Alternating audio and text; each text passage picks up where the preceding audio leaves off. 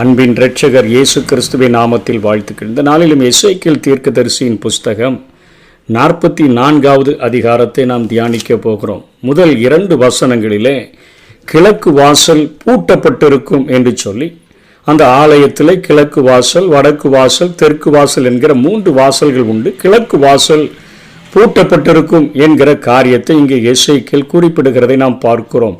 கிழக்கு வாசலின் வழியாக தேவனாகிய கர்த்தர் உட்பிரவேசித்தபடியினால வேறு யாரும் அதிலே பிரவேசிப்பதற்கு அது தகுதியற்றவர்கள் என்கிற காரியத்தை உணர்த்தி வைக்கும் வண்ணமாகவும், ஆண்டவர் உள்ளே பிரவேசித்த ஆண்டவர் 1000 வருடமும் இஸ்ரவேலை விட்டு பிரியாமல் ஆலயத்திலேயே தங்கி இருப்பார் என்பதற்கு அடையாளமாக அவர் இனிமேல் வெளியே புறப்பட்டு செல்லுகிறதற்கு வாசல் திறக்கப்பட வேண்டிய தேவையில்லை, ஆண்டவர் உள்ளே அமர்ந்திருப்பார் என்கிற காரியத்தை உணர்த்தும்படியாக இங்கே எசேக்கியேல் இந்த தரிசனத்தை எழுதியிருக்கிறதை பார்க்கிறோம். இன்றைக்கும் வாசற்படியிலே நின்று தட்டுகிறேன், ஒருவன் என் சத்தத்தை கேட்டு கதவை திறந்தால் நான் அவனுக்குள் வந்து அவனோடு கூட போஜனம் பண்ணுவேன், அவனும் என்னோடு கூட போஜனம் பண்ணுவான் என்று இயேசு சொல்லுகிறாரே. நானும் என்னுடைய பிதாவும் வந்து அவனுக்குள்ளாக வாசம் பண்ணுவோம் என்று சொல்லுகிறாரே. ஆண்டவர் நம்முடைய இருதய கதவை தட்டும் பொழுது நாம் அவருக்கு இடம் கொடுத்து விட்டால், நம்முடைய இருதயத்தில் அவர் அமர்ந்து விட்ட பின்பு, இருதய சிம்மாசனத்தில் அவர் உட்கார்ந்த பின்பு, உலகத்தின் காரியங்களுக்காக நாம் கதவை திறக்காதபடி, உலகத்தின் மோக காரியங்களுக்காக, உலகத்தின் மக்களுக்காக, நாம் நேசிக்கிறவர்களுக்காக கதவை திறக்காதபடி, நம்முடைய முழு இருதயத்தோடும், முழு ஆத்மாவோடும், முழு மனதோடும், முழு பலத்தோடும் அவரிடத்தில் அன்பு கூர்ந்து, அவர் ஒருவருக்கே என்னுடைய ஆத்மாவில், என்னுடைய இருதயத்தில் ஒரு சிங்காசனம், அவர் உள்ளே வந்த என் ஆண்டவர் என்னுடைய பாவங்களின் நிமித்தமாக, என்னுடைய மீறுதல்களின் நிமித்தமாக அவர்கள் வெளியே சென்று விடாதபடி நான் பரிசுத்தமாய் வாழ்கிறதற்கு ஜாக்கிரதையாய் இருப்பேன். உள்ளே வந்த என் ஆண்டவர் வெளியே சென்று விடக்கூடாதபடி என்னுடைய இருதய கதவுகள் அடைக்கப்பட்டிருக்க வேண்டும். பரிசுத்த ஆவியினால ஒவ்வொரு நாளும் தேவ அன்பு என்னுடைய இருதயத்தில் ஊற்றப்பட வேண்டும் என்கிற ஒரு மிகப்பெரிய ஒரு கட்டுப்பாடான வாழ்க்கையை குறித்து இந்த தரிசனம் நமக்கு சொல்லிக் கொடுக்கிறது. கிழக்கு வாசல் பூட்டப்பட்டிருக்கும் என்று சொன்னால் 1000 வருடம் ஆனாலும் ஆண்டவர் அந்த வாசலை விட்டு வெளியேறாதபடி தன்னுடைய ஜனங்களோடு கூட தங்கியிருப்பார். அதே போல வாசற்படியிலே நின்று தட்டுகிறேன் என்று சொல்லுகிற ஆண்டவர் இன்றைக்கு சபையின் நாட்களில் நம்முடைய இருதய கதவை திறந்தால் நமக்குள்ளாக வந்து நம்மோடு கூட போஜனம் பண்ணி நம்மோடு கூட வாசம் பண்ணுகிறவராக இருக்கிறார் என்கிற காரியம் ஆவிக்குரிய இஸ்ரவேலர்களாகிய நமக்கு அது ஒரு மிகப்பெரிய ஒரு வாக்குத்தத்தமாக கொடுக்கப்படுகிறது. அடுத்த வசனத்திலே இங்கே அதிபதி என்று சொல்லி இங்கே எசேக்கியேல் ஒருவரை அறிமுகப்படுத்துகிறதை பார்க்கிறோம். இதனை வேத ஆராய்ச்சியாளர்கள் ஒருவேளை இயேசு கிறிஸ்துவாக இருக்க முடியும், அல்லது தாவீதின் வழி மரபில் தோன்றியவராக இருக்க முடியும், அல்லது தாவீதாக இருக்க முடியும் என்று சொல்லுகிறார்கள். இங்கே கூறப்படும் அதிபதி தாவீது என்ற கருத்து தான் முதல் இடத்தை பெறக்கூடியதாக இருக்கிறது. ஏனென்று சொன்னால் தாவீது 1000 ஆண்டு அரசாட்சியில் இடம்பெறுவார் என குறிப்பிடும் வேத பகுதிகள் வேதத்தில் காணப்படுகின்றன. ஏசாயா 55வது அதிகாரம் 3-4 உங்கள் செவியை சாய்த்து என்னிடத்தில் வாருங்கள், கேளுங்கள், அப்பொழுது உங்கள் ஆத்துமா பிழைக்கும். தாவீதுக்கு அருளின நிச்சயமான கிருபைகளை உங்களுக்கு நித்திய உடன்படிக்கையாக ஏற்படுத்துவேன். இதோ அவரை ஜனக்கூட்டங்களுக்கு சாட்சியாகவும் ஜனங்களுக்கு தலைவராகவும் அதிபதியாகவும் ஏற்படுத்தினேன் என்று சொல்லி இங்கே ஏசாயா தாவீதை குறித்து சொல்லுகிறதை பார்க்கிறோம். அதே போல எரேமியாவும் 30ஆம் அதிகாரம் 9ஆம் வசனத்தில் தங்கள் தேவனாகிய கர்த்தரையும் நான் தங்களுக்கு எழுப்ப போகிற தங்கள் ராஜாவாகிய தாவீதையுமே சேவிப்பார்கள் என்று சொல்லி எரேமியா தீர்க்கதரிசியும் ஓசியா தீர்க்கதரிசியும் 3:5 பின்பு இஸ்ரவேல் புத்திரர் திரும்பி தங்கள் தேவனாகிய கர்த்தரையும் தங்கள் ராஜாவாகிய தாவீதையும் தேடி கடைசி நாட்களில் கர்த்தரையும் அவருடைய தயவையும் நாடி அஞ்சிக்கையாய் வருவார்கள் என்று சொல்லப்படுகிறது. தாவீது என குறிப்பிட பயன்படும் பெயர் இயேசு கிறிஸ்துவை குறிக்காது. இயேசு கிறிஸ்து தாவீதின் குமாரன் என அழைக்கப்படுவாரே தவிர தாவீது என அழைக்கப்பட மாட்டார். ஆகவே கிறிஸ்துவை தாவீதினுடைய தொடர்பில் அழைக்க பயன்படுத்தும் பெயர்கள் தாவீதின் வேர், அது வெளிப்படுத்தல் 5:5 தாவீதின் சந்ததி யோவான் 7:42 தாவீதின் குமாரன் மத்தேயு 1:1 தாவீதின் கிளை எரேமியா 25:5 தாவீதின் வேரும் சந்ததியும் வெளிப்படுத்தல் 22:16 ஊழியக்காரன் ஆகிய தாவீது என்கிற சொல்லாட்சி அது தாவீதையே குறிக்கக்கூடியதாக இருக்கிறது.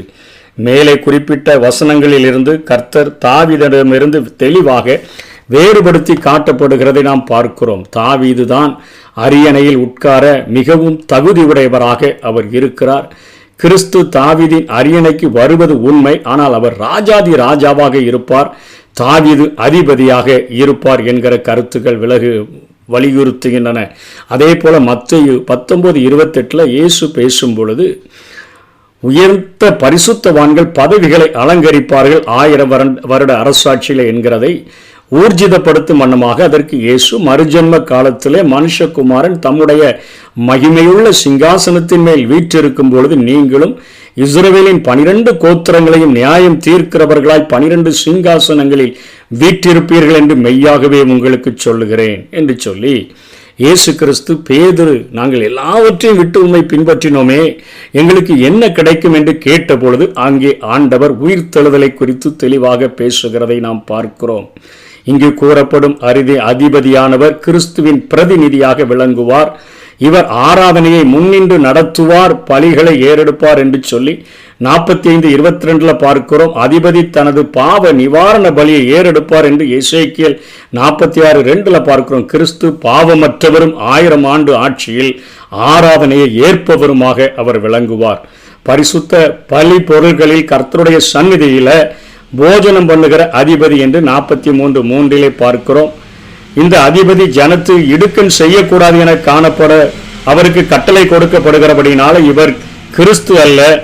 இதிலிருந்து நாம் தெளிவாக தெரிந்து கொள்ளக்கூடிய காரியம், கிறிஸ்து ராஜாதி ராஜாவாக இருப்பார். வெளிப்படுத்தல் 19:16 படி 12 சீடர்களும் 12 கோத்திரங்களின் மேல் ஆளுகை உடையவர்களாக இருப்பார்கள். மத்தேயு 19:28 சொல்லப்பட்டது போல தாவீது அங்கே அதிபதியாக இருப்பார் என்கிற கருத்தில் எந்தவித தவறும் இல்லை என்பதை வேதத்திலிருந்து நாம் கற்றுக்கொள்ளுகிறோம். அதை தொடர்ந்து காணப்படுகிற காரியங்கள் 4வது வசனத்தில் அங்கே ஆலயத்தினுடைய முகப்புல ஆண்டவர் அழைத்து கொண்டு வந்தபொழுது கர்த்தருடைய ஆலயம் மகிமையினால நிறைந்ததை எசேக்கியேல் கண்டு பயத்தினால் ஆட்கொள்ளப்படுகிறான். இன்றைக்கு நம்முடைய ஆராதனை கூடங்களிலும் கர்த்தருடைய மகிமை தெளிவாக அது காணப்பட்டால் ஆராதனை செய்வோர் அவருடைய முன்னிலையில விழுந்து பணிகிற அளவிற்கு ஒரு எழுச்சி மிக்க ஒரு ஆராதனையாக அது இருக்க முடியும். ஆராதனையில் மகிமைகள் அது இறங்கி வரக்கூடிய காரியங்கள் நடக்க வேண்டும். அதை போல ஆலயத்தை குறித்த புதிய நியமங்கள், அதாவது அதற்குள்ளே நுழைவது வெளியே வருவது போன்ற செயல்கள் மிகுந்த கவனத்துடன் கை கொள்ளப்பட வேண்டும் என்று சொல்லி தொடர்ந்து கட்டளைகள் கொடுக்கப்படுகின்றன. அவர்கள் அந்த நாட்களிலே அந்நியர்களை ஆதி நாட்களிலே ஆலய பணிகளில் ஈடுபடுத்தி வைத்திருந்தார்கள். விருத்த சேதனம் இல்லாதவர்களை தங்களுக்கென்று கொடுக்கப்பட்ட பதவிகளிலே அவர்கள் வைத்திருந்தார்கள். ஆனால் 1000 வருட அரசாட்சியில் அப்படிப்பட்ட காரியங்களில் ஆண்டவர் அதை எச்சரிக்கிறதை பார்க்கிறோம். 10-16 வரை உருவ வழிபாட்டின் மூலம் வீழ்ச்சியடைந்த லேவியர்கள் தரம் தாழ்ந்த வேலைகளை மட்டுமே செய்வதற்கு அனுமதிக்கப்படுவார்கள். சாதோக்கின் குமாரர் மட்டுமே ஆசாரியர்களாக பணிபுரிவார்கள்.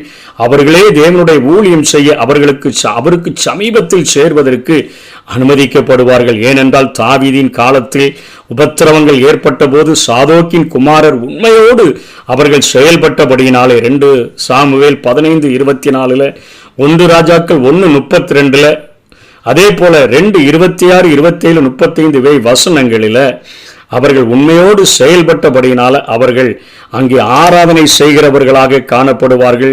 அவர்கள் பிரதான ஆசாரியர்களாக ஊழியங்களை நிறைவேற்றுவார்கள். ஏலியின் குடும்பத்தின் மேல் கூறப்பட்ட சாபத்தின் காரணமாக அல்லது அரசர்களின் காலத்தில் உண்மையற்றவர்களாக இருந்த லேவியர்கள் அந்த காரணத்தினால அவர்கள் ஊழியத்தினின்று அவர்கள் தள்ளி வைக்கப்படுவார்கள். பாவம் கசப்பான விளைவுகளையும் உண்மை மேலான நன்மைகளை நம்முடைய வாழ்க்கையில உண்டாக்கும் என்கிறதை இந்த காரியத்திலிருந்து அறிந்து கொள்ளலாம். அதை தொடர்ந்து ஆசாரியர்கள் சணல் நூல் ஆடைகளை உடுத்த வேண்டும். ஆட்டு ரோம ஆடைகளை உடுத்தக்கூடாது. சமய சடங்குகளுக்கான அந்த பரிசுத்தத்தை அவர்கள் குறிக்கக்கூடியதாக இந்த ஆடைகளை பயன்படுத்த வேண்டும். வழக்கமான பணிக்கு இந்த ஆடைகளை அவர்கள் பயன்படுத்தக்கூடாது. வேர்வை இல்லாமல் இருக்கும்படியாக இந்த சணநூல் ஆடைகள், அவருடைய தலையிலே இந்த சணல் நூல் குல்லாக்கள் இவைகளை பயன்படுத்தும்படியாக இங்கே ஆண்டவர் எசேக்கியேலின் மூலமாக கொடுக்கிற கட்டளைகளை பார்க்கிறோம். அதே போல வசனம் 44 அது 44ஆம் அதிகாரம் 20-22 வரையும் ஆசாரியர்கள் தலைமுடியை அவர்கள் கத்தரிக்க கூடாது. மது அருந்துதல், அதே போல தலைமுடியை கத்தரித்தல், மது அருந்துதல், தகுதியான திருமணம் ஆகியவற்றை பற்றிய ஒழுங்குமுறைகள் அவர்களுக்கு கொடுக்கப்படுகிறது. நீளமா முடிய வளர்க்கக்கூடாது, அதே போல் மொட்டை அடிக்கக்கூடாது, அதே போல் மது அருந்தக்கூடாது, திராட்சரசம் அதை ஒயின் சாப்பிடக்கூடாது, தகுதியான திருமணத்தை அவர்கள் செய்கிறவர்களாக காணப்பட வேண்டும் என்று சொல்லியும் 23, 24 சாதோக்கின் குமாரர்கள் இங்கே ஆசாரிய ஊழியம் மாத்திரமல்ல போதகர்களாகவும் நியாயாதிபதிகளாகவும் செயல்பட்டு பரிசுத்தமானது எது, தீட்டில்லாதது எது என்றும் பரிசுத்தமற்றது எது, தீட்டுள்ளது எது என்றும் கர்த்தருடைய பிள்ளைகள் அறியும்படி அவர்களை போதித்து உணர்த்துகிறவர்களாக அவர்கள் காணப்படுவார்கள். அதனைத் தொடர்ந்து 25 27 வரையிலும் அவர்கள் தவிர்க்க இயலாத நிலையில் ஒருவனுடைய சவத்தை தொட்டு அதனால் தீட்டுப்பட நேர்ந்தால் சில சுத்திகரிப்பு செயல்களை அவர்கள் கைக்கொள்ள வேண்டும். கர்த்தருக்காக படைக்கப்பட்ட பொருள்கள் அவர்களுடைய வாழ்வாதாரமாக இருக்க வேண்டும். கர்த்தர்தாமே அவர்கள் சுதந்திரமாக இருக்க விரும்புகிறார். இங்கேயும் இன்னொரு ஆழமான கருத்தை ஆண்டவர் சொல்லிக் கொடுக்கிறார். அங்கே ஆசாரியர்களுக்கு ஆண்டவரே சுதந்திரமாக, ஆண்டவரே காணியாட்சியாக இருக்க வேண்டும் என்று விரும்புகிறார். இந்த உலகத்தில் வேறு எதையும் அவர்கள் சுதந்திரமாக தெரிந்து கொள்ளக்கூடாது. இந்த உலகத்தில் வேறு எந்த ஒரு காரியத்தினாலும் அவர்கள் திருப்தி அடையக்கூடாது. கர்த்தரிடத்தில் தான் அவர்கள் முழு நிறைவை பெற வேண்டும் என்று சொல்லி ஆண்டவர் விரும்புகிறார். இன்றைக்கும் ஆண்டவருடைய பிள்ளைகள் அவர்கள்தான் முழு நிறைவை நாம் பெற வேண்டும். இம்மைக்கானவைகளை அல்ல, இந்த பூமிக்குரியவைகளை அல்ல, மேலானவைகளை நாடும்படியாக நாம் அழைக்கப்பட்டிருக்கிறபடினால நம்முடைய இருதயத்தினுடைய எல்லா காரியங்களையும் நிறைக்கிற ஒரு காரியம் அவரை குறித்த, அவர் மேல் நாம் வைத்திருக்கிற பற்றுதலினால நிறைந்திருக்க வேண்டும் என்று சொல்லி ஆண்டவர் விரும்புகிறதை பார்க்கிறோம். பவுலை போன்று நாமும் எல்லா நிலைகளிலும் மனநிறைவோடு கூட இருப்பதற்கு கற்றுக்கொள்ள வேண்டும் என்று வேதம் போதிக்கிறது. அது தானாக வந்தடையாது என்பதனால் அதை கற்றுக்கொள்ள வேண்டியது அவசியம். பிலிப்பியர் 4 11, 12, 13 சொல்லப்பட்டது போல என் குறைச்சலினால் நான் இப்படி சொல்லுகிறதில்லை, ஏனெனில் நான் எந்த நிலைமையில் இருந்தாலும் மனரம்யமாய் இருக்க கற்றுக்கொண்டேன். தாழ்ந்திருக்கவும் எனக்கு தெரியும், வாழ்ந்திருக்கவும் எனக்கு தெரியும். எவ்விடத்திலும் எல்லாவற்றிலும் திருப்தியாய் இருக்கவும், பட்னியாய் இருக்கவும், பரிபூர்ணப்படவும், குறைவுபடவும் போதிக்கப்பட்டேன். என்னை பலப்படுத்துகிற கிறிஸ்துவினாலே எல்லாவற்றையும் செய்ய எனக்கு பலனுண்டு. இப்படிப்பட்ட ஒரு திருப்தியை ஆண்டவரிலே பெற்று வாழ வேண்டும். ஊழியர்கள் அப்படியாக இருக்க வேண்டும் என்பதில் ஆண்டவர் அத்தனை உறுதி உடையவராக இருக்கிறார். சங்கீதம் 73, 25, 26 ஆசாவும் இதை உறுதிப்படுத்தும்படியாக ஒரு காரியத்தை சொல்லுகிறார். பரலோகத்தில் உண்மையல்லாமல் எனக்கு யாருண்டு? பரலோகத்திலும் எனக்கு முழு திருப்தி நீங்க தான். பூலோகத்திலும் உண்மை தவிர வேற விருப்பம் இல்லை. அதனால தான் நீங்க உள்ள என் இருதயத்துக்குள்ள வந்தபடினால நான் வாசலை பூட்டி வச்சிருக்கிறேன்.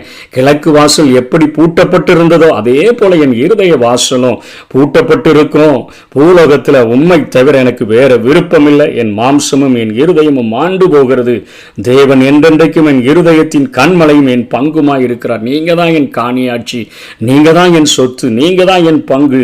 நான் என் இருதயத்தினுடைய கண்மலையே நீங்க தான். நான் சோர்வடைகிற நேரங்களில் எல்லாம் ஆண்டவரே நான் உம்முடைய இருதயத்தின் ஆண்டவரே அந்த கண்மலையாகிய உண்மையில் நான் சாய்ந்து கொள்வேன் என்கிற காரியத்தை சொல்லுகிறார்.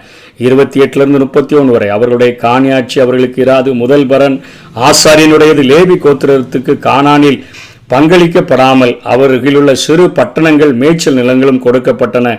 ஆசாரியர்களும் அவருடைய குடும்பங்களும் மக்களின் முதல் பரனை பெற்றுக்கொண்டதோடு போஜன பலி, பாவ நிவாரண பலி, குற்ற நிவாரண பலி ஆகியவற்றையும் உட்கொண்டு வாழ்ந்தார்கள். ஆண்டவரில் திருப்தி அடைந்தவர்களாக வாழ்ந்தார்கள். இன்றைக்கு இந்த சத்தியத்திலிருந்து, இந்த எசேக்கியேல் 44 நாம் கற்றுக்கொள்ளக்கூடிய காரியம், நம்முடைய இருதயத்திற்குள்ளாக ஆண்டவர் பிரவேசித்த பின்பு உலகத்தின் எந்த காரியங்களுக்கும் இருதயத்தை இடம் கொடுத்து விடாதபடி இருதயத்தை பூட்டி ஆண்டவராகிய அந்த இயேசு கிறிஸ்துவும் பிதாவும் மாத்திரம் நமக்குள்ளாய் வாசம் பண்ணும்படியாய் ஒப்பு கொடுப்போம். ஒருபொழுதும் ஆண்டவரை என்னிலிருந்து வெளியே சென்றுவிட நான் அனுமதிக்க மாட்டேன். எப்படி தாவீது ஜெபிக்கிறாரோ, நிலைவரமான ஆவியை என் உள்ளத்தில் புதுப்பியும், சுத்த இருதயத்தை என்னிலே சிருஷ்டியும் என்று கேட்கிறார். அதே போல ஒரு வாழ்க்கையை நான் வாழ வேண்டும். நீர்தான் இந்த உலகத்தில் என்னுடைய சுதந்திரம், நீர்தான் என்னுடைய என்னுடைய காணியாட்சி. அதாவது கர்த்தராகிய இயேசு கிறிஸ்துவை அறிகிற அறிவின் மேன்மைக்காக எல்லாவற்றையும் நஷ்டம் என்று விட்டேன், குப்பையுமாக எண்ணுகிறேன் என்கிற ஒரு பரிசுத்த எண்ணத்தோடு கூட வாஞ்சியோடு கூட வாழ எனக்கு உதவி செய்யும் என்று சொல்லி கேட்போம். கர்த்தர் தாமே நம்மை ஆசீர்வதிப்பாராக. ஆமென். உயிருள்ள திருபலியா உடலை படைக்கின்றே, உள்ளம் தந்துவிட்டே. உயிருள்ள திருபலியா உடலை படைக்கின்றே, உள்ளம் தந்துவிட்டே.